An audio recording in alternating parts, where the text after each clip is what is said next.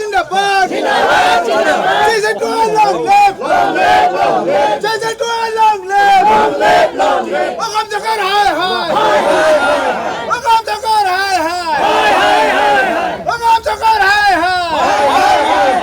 তারপরে আমরা খরচটা না চলিব তারপরে আমরা খরচটা না চলিব মকাম জকৰ হায় আমরা জঙ্গল লং লিভ জেসি টু লং লিভ এই জয় চলিছে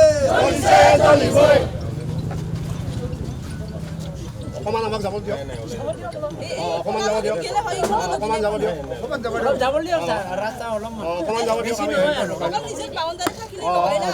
অকমান হেড অকমান দেখুৱাই জানিব লাগিব ৰাইজক আমি মানে হেৰি কৰিব লাগিব গতিকে আপোনালোকে আমাক বাধা নিদিব আমাক অকমান যাব দিয়ক শান্তিপূৰ্ণভাৱে আমি যাম গণতান্ত্ৰিকভাৱে আমি কৰিম কোনো হেৰি নাই আমি আন্দোলন কৰি আছো তাতে আমাক বাধা দিবলৈ কি আমাৰ দাবী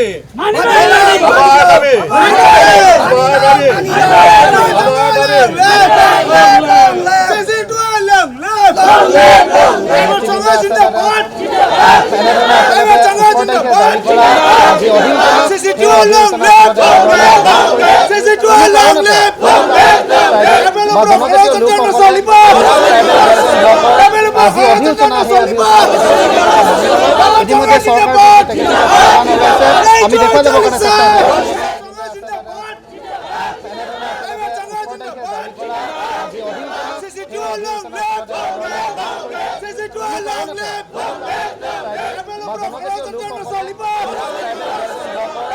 আমি দেখুৱাই যাব কাৰণে চেষ্টা ইতিমধ্যে চৰকাৰ আমি দেখুৱাই যাব কাৰণে চেষ্টা কেনেধৰণে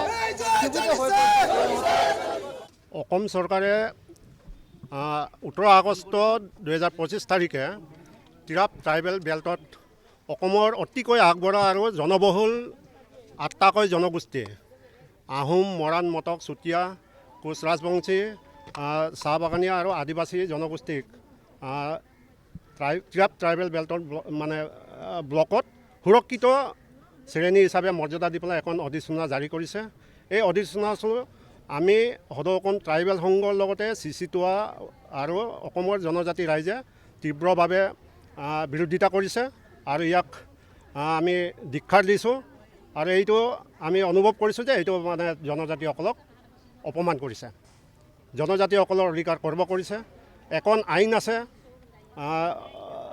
আসাম লেণ্ড এণ্ড ৰেগুলেশ্যন তাত 10 চেপ্টাৰত দশম অধ্যায়ৰ অধীনত আমাৰ ট্ৰাইবেল ব্লকবিলাকক গঠন কৰা হৈছে ইয়াৰ মূল উদ্দেশ্যটো হ'ল জনজাতিসকলক ভূমি অধিকাৰ সুৰক্ষা কৰা এই সুৰক্ষাৰ আইন থকাৰ পিছতো আমি বাৰম্বাৰ যোৱা 31 জুলাই তাৰিখে যেতিয়া কেবিনেটত এই বস্তুটো উত্থাপন হৈছিলে এই কেবিনেটৰ উত্থাপন কৰা সময়ৰ পৰা আজি তাৰিখলৈকে আমি কণ্টিনিউৱাছলি মানে বিৰোধিতা কৰি আছোঁ যাতে এইটো হ'ব নালাগে আমাৰ নহ'লে জনজাতিসকলে নিশ্চিত হৈ যাব ধ্বংস হৈ যাব গতিকে ভূমি অধিকাৰটো যাতে খৰ্ব নহয় অধিকাৰ যাতে খৰ্ব নহয় তাৰ কাৰণে অসম চৰকাৰক বিবেচনা কৰিবৰ কাৰণে আমি কেইবালানিও আন্দোলন মানে কৰিছোঁ আপোনালোকে জানে এই আন্দোলন আমি কৰিছোঁ চৰকাৰক অনুৰোধ কৰিছিলোঁ এই আইনটো মানে কৰিব নালাগে আৰু এই অধিসূচনা কৰিব নালাগে আৰু ঠিক তেনেকৈ তিৰাপত যেতিয়া স্থানীয় ৰাইজে ভুক্তভোগী যিসকল ৰাইজ আছে সেই ৰাইজে তাত তীব্ৰতৰভাৱে আন্দোলন কৰিছিলে এই আন্দোলনৰ পৰিপ্ৰেক্ষিতত অসম চৰকাৰে দিছপুৰলৈকেও একেলোকক মাতিছিলে আৰু চিচিটোৱা আমাৰ ট্ৰাইবেল সংঘৰ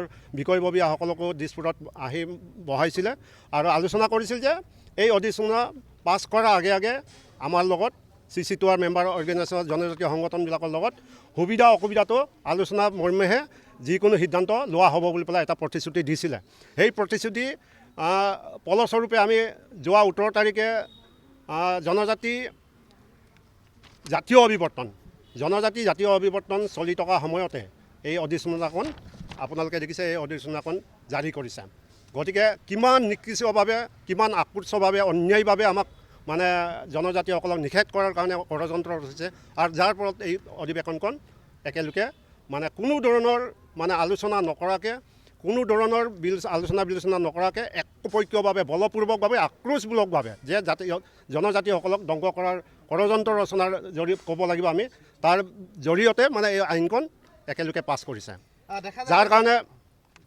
কাৰণে আমি জনজাতিসকলে শংকিত হৈছোঁ অকল তাতে বুলি নহয় আমি এইখন আইন হোৱাৰ লগে লগে বিভিন্ন ট্ৰাইবেল বেল্ট এণ্ড ব্লকতো একেলগে সোমাই যাব। গতিকে আমাৰ এটা ট্ৰাইবেলৰ ষ্টেটাছটো বেল্ট এণ্ড ব্লকৰ যিটো আইন যিটো আছে অসম লেণ্ড মানে ৰাজহ আইনৰ দশম অধ্যায়ৰ যিখিনি ধাৰা আছে অধিনিয়ম আছে এই অধিনিয়মটো অসম চৰকাৰে নিজে ভাইলেট কৰিছে। এই আইনখন অসম চৰকাৰৰে সৃষ্টি কৰা আইন। গতিকে এই আইনখন অসম চৰকাৰে মানে ভংগ কৰিছে। এই ভংগ কৰাৰ কাৰণে আমি আইনগতভাৱেও যুঁজ কৰিবৰ কাৰণে সাজু হৈছোঁ। গতিকে এই আইনখন ভংগ কৰি জনজাতিসকলক কোনফালে লৈ যাব বিচাৰিছে আমি মন্ত্ৰী MLA বিলাকক সুধিব বিচাৰিছোঁ। অসম চৰকাৰৰ মুৰব্বী ডক্টৰ হিমন্ত বিশ্ব শৰ্মা আমি সুধিব বিচাৰিছোঁ আপুনি কোন সমাজক ৰিপ্ৰেজেণ্টেটিভ কৰি পেলাই মানে মুখ্যমন্ত্ৰী হৈছে। জনজাতিসকল যদি লখিমপুৰ ধেমাজি যদি আমি মিচিংসকলে লৈ যায়, বিটিআৰ বড়োসকলে লৈ যায়, ডিমা হাছাও যদি কাৰ্বিসকলে লৈ যায় আপুনি কোনখনৰ মুখ্যমন্ত্ৰী হ'ব?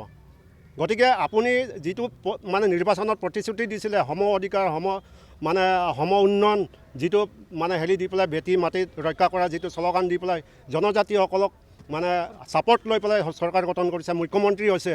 কিন্তু এতিয়া আমি বাৰম্বাৰ মানে আমাক প্ৰতিশ্ৰুতি দিছিলে যে জনজাতিসকলক কোনো ধৰণৰ আঘাত নিদিওঁ, কোনো ধৰণৰ মনত আঘাত হোৱাকৈ আমি কাম নকৰোঁ। এনেকুৱা ধৰণৰ মন্তব্য দিয়াৰ পিছতো আজিৰ তাৰিখত এনেকুৱা ধৰণৰ কাৰুকাৰ্য আমি লাষ্ট পৰ্যায়ত আমি আমাৰ বিৰুদ্ধে কাম কৰা আমি দৃষ্টিগোচৰ হৈছোঁ। গতিকে আমি এই মুখ্যমন্ত্ৰীজনকো অনুৰোধ জনাইছোঁ যাতে এনেকুৱা ধৰণৰ কাম নকৰে আৰু এই আইনখন পুনৰ বিবেচনা কৰি পেলাই বাতিল কৰা, অতি সোনকালে বাতিল কৰাৰ এটা পৰিকল্পনা আমাৰ হাতত মানে কাৰ্যসূচী ল'ব লাগে।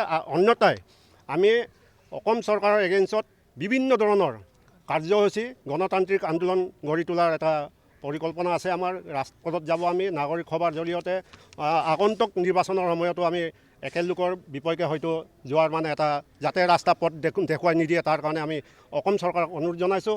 আৰু দ্বিতীয় কথা হ'ল কি এই আইনখন ভংগ কৰি জনজাতিসকলক নিষেধ কৰিবলৈ চেষ্টা কৰা অসম চৰকাৰৰে একাংশ আমি এইটোৱে ক'ব বিচাৰিছোঁ অসম চৰকাৰৰ একাংশ জনজাতি কেবিনেট মন্ত্ৰী আছে, জনজাতিসকলৰ কেবিনেট মন্ত্ৰী আছে। এই মন্ত্ৰী 3জন নে 4জন আছে আমাৰ কেবিনেট মন্ত্ৰী জনজাতিসকলৰ। মই নামটো নকওঁ, কিন্তু একেলোকে কেবিনেটত অনুমোদন দিওঁতে মাত দিব নোৱাৰিলে নেকি? এইটো এটা আমাৰ প্ৰশ্ন। দ্বিতীয় কথা হ'ল কি অসম বিধানসভাৰ 126 জনৰ ভিতৰত প্ৰায় 40-45জন জনজাতি বিধায়ক আছে। সেই বিধায়কসকলেও আজি তাৰিখলৈকে মাত দিয়া নাই। গতিকে আমি জনজাতীয় সংগঠনৰ কিবা ভুল হৈছে নেকি? আমিতো ভুল কৰা নাই নিশ্চয়। আমি সমাজৰ কাৰণে জাতিৰ উন্নয়নৰ কাৰণে জাতিৰ সুৰক্ষাৰ কাৰণে মাত মাতি আছোঁ। গতিকে একেলোকক জনসাধাৰণে কিয় পঠিয়াইছিলে? জাতিটো উন্নয়নৰ কাৰণে, জাতিটোক ৰক্ষা কৰিবৰ কাৰণে। গতিকে একেলোককো আমি মুকলিভাৱে আজিৰ এই কাৰ্যসূচীৰ জৰিয়তে মুকলিভাৱে মাত মাতিবৰ কাৰণে জাতিটো নহ'লে আপোনালোকে MLA মন্ত্ৰী কোন সময়ত হ'ব, কেনেকৈ হ'বগৈ? এই 26ত আপোনালোকে আমাৰ জনজাতীয় অঞ্চলৰ সমষ্টিতে যাব লাগিব, ৰাইজৰ ওচৰতে যাব লাগিব। ৰাইজে কাইলৈ যদি আপোনালোকে যদি এনেকুৱা ধৰণৰ নিমাতী কইনা হয় যদি থাকে তেতিয়াহ'লে হয়তো ৰাইজে বহুকেইটা দিব। গতিকে আমি অনুৰোধ জনাইছোঁ আপোনালোকেও আমাৰ জাতিটোৰ কাৰণে, জনজাতিসকলৰ জাতিটোৰ কাৰণে স্বাৰ্থ মানে অধিকাৰ সুৰক্ষাৰ কাৰণে মাতক ওলাই আহক আৰু অসমৰ জনজাতি ৰাইজকো মাৰ বান্ধি যেতিয়ালৈকে এই আইনখন বাতিল নহয় তেতিয়ালৈকে আমি গণতান্ত্ৰিকভাৱে আন্দোলন কৰা হ'ব, ঐক্যবদ্ধভাৱে আন্দোলন কৰা হ'ব। গতিকে সমূহ ৰাইজক অসমৰ সমূহ জনজাতি ৰাইজক আমাৰ এই আন্দোলন আৰু জাতি বচোৱা, জাতি মানে অধিকাৰ সুৰক্ষা কৰাৰ স্বাৰ্থত আপোনালোকে মুকলিভাৱে ওলাই আহি ৰাজপথত আন্দোলন কৰাৰ কাৰণে আমি সহযোগ কৰিবৰ কাৰণে আমি অনুৰোধ জনাইছোঁ। ধন্যবাদ।